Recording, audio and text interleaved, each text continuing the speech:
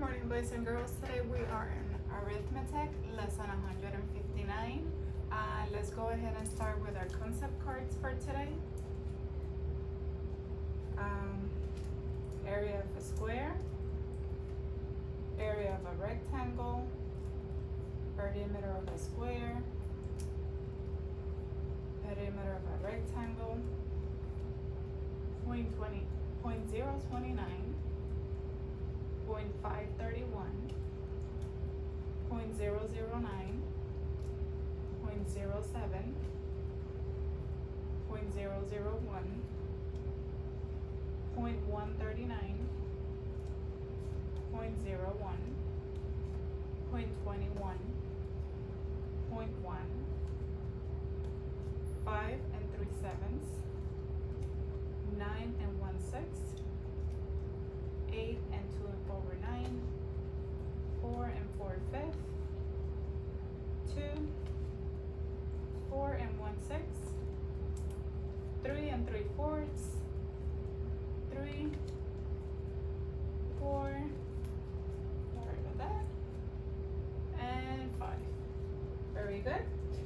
So today we are going to talk about repeating decimal. And the first thing that we're going to go over is go over the facts, which means the rules on how to work when we're repeating decimals. So I'm going to go ahead, put this in the projector, and then we're going to start with our lesson. Okay, so the first fact that we have is says a fraction that divides out evenly is called a terminating decimal. For example, 0.25 is a terminating decimal because its fraction is equivalent to 1/4. Terminates when the 1 is divided by the 4. So if you look to the right, they put the 1 and then they put the 4. So 4 divided by 1. 1/4 equals 0.25. Number 2, a repeating decimal is a decimal that never terminates when the numerator is divided by the denominator. For example, 0.3, and you see that it has like the little line on top of the 3.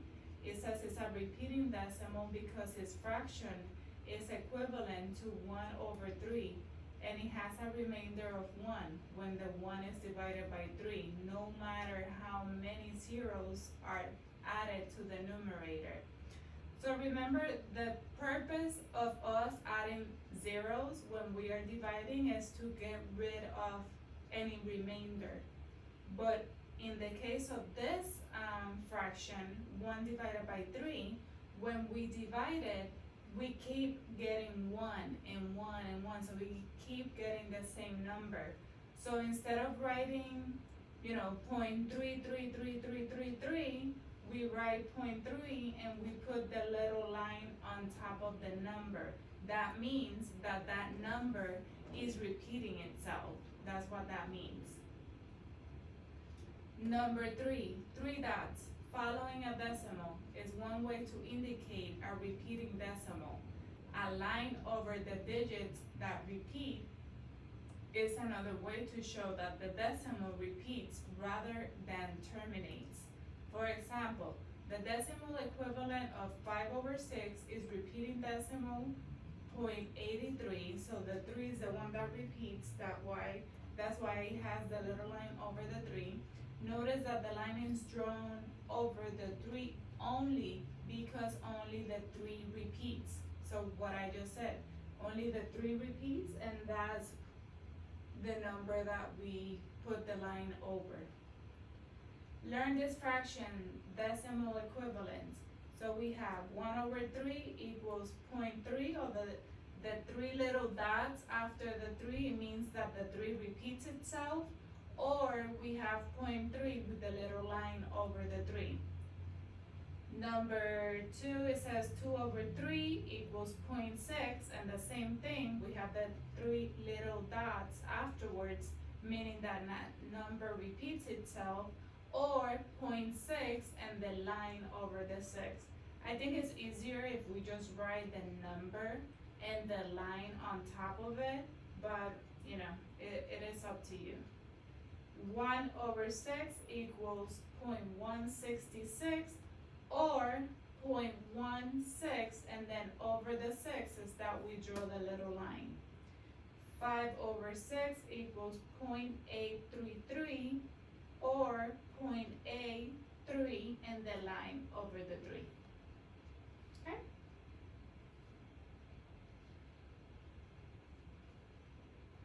So let's look at this now. It says class practice. It says change these fractions to repeating decimals. Notice the repeating patterns when 9 is the denominator. So 1/9. So if we were to divide this, like if we would put 9 divided by 1, but we need to add the dot, the decimal, we need to add a 0.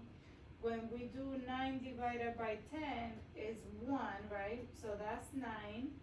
But then we keep getting the same number, because when I subtract 10 minus 9, it gives me 1. I add the 0, I bring down the 0, that's again 10, that's going to be 1. So this number would be 0.1, and then the 1 repeats itself, so I put the little line on top of the 1, okay? For number 2, 2/9 is 9 divided by 2, and then because 2 is smaller than 9, I need to add my decimal and add a 0 to it. So 9 divided by 20 is going to give me 2, and that's going to be 18. I subtract 20 minus 18, it gives me 2. I add another 0, I bring down the 0, 20, and it's again is going to be 2. So the answer to this is 0.2, and I draw my little line on top of the 2 because the 2 keeps repeating itself. Letter C, 4/9. Again, I go ahead and try to divide 9 divided by 4, and because it's smaller, I add a dot and a 0, so 9 divided by 40, and that's going to be 4, is going to give me 36. 40 minus 36 is 4, and I add another 0, and it's 40 again, so that's going to be the same, that's going to be 4. So this would be 0.4, and the little line on top of the 4, because the 4 keeps repeating itself, okay? Letter E, 7 divided by 9. Again,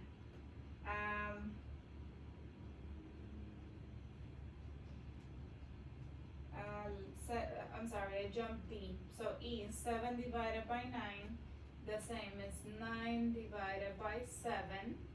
Because the 7 is smaller, I add my decimal and I add a 0. So 9 divided into 70 is 7. Is gonna give me 63. 70 minus 63 is gonna be 7. Again, I add a 0 here, I bring it down, and it's 70 again, so that's going to be 7. So you see, the 7 keeps repeating itself, so it's gonna be decimal 7 and the little line on top of the 7 because the 7 keeps repeating itself, okay? Let's go to D, that I messed that up and I jumped that one. So 9 divided by 3,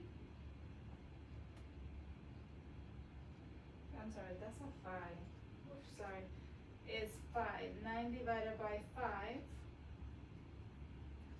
so 9 divided by 5, again, I have to add when I'm dividing my decimal and a 0, so 9 divided by 50 is going to be 5, 5 times 9 is 45, and 50 minus 45 is 5, again I add another 0, I bring down the 0, it's 50 again, so that's 5. So it's gonna be decimal 5 and my little line on top of the 5, because the 5 keeps repeating itself if we try to continue dividing it. On number 2, it says mark under the incorrect fraction and decimal pairs. So what we need to do is that we have to divide them. So 3/4, is that equal to 0.75? Yes, that's right. 1/6, is it equal to 133? No, that's not correct, so we mark the incorrect. And what we're gonna do is, what you need to do is divide. You need to divide and make sure if that is the answer when you divide it. So B is not correct. 2 divided by 3 is at 0.6. No, it's not, so we mark that. 1 divided by 3 is 0.3, and the little line on top, yes, because it repeats. 2 divided by 5, it is 0.4, so we keep going. 1/8 equals 0.125, that's correct. 5/8 is 0.626, no, that's not correct. Make sure that you're calculating this at home and see if you got the correct answer. And then we could go on and on and on and see if we get the correct answers. Number 3, round to the nearest tenth. 0.78. If we're rounding to the 10th, remember the 10th place is going to be the 7. It's the number right after the decimal point. And because we have an 8 next to it, that becomes 0.8. So that is correct.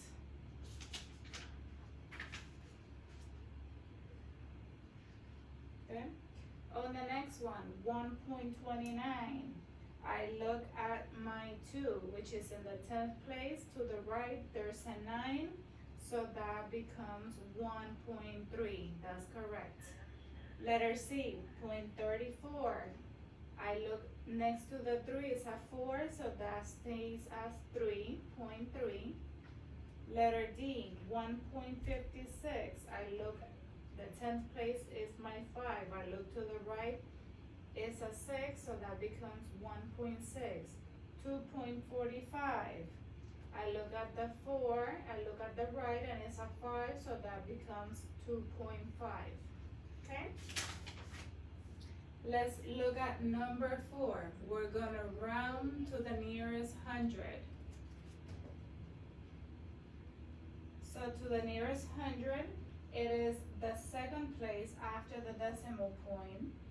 So 0.476 is going to be we're looking at the 7 is the number that we want to round. We're looking to the right, which is a 6. So that would be 0.48.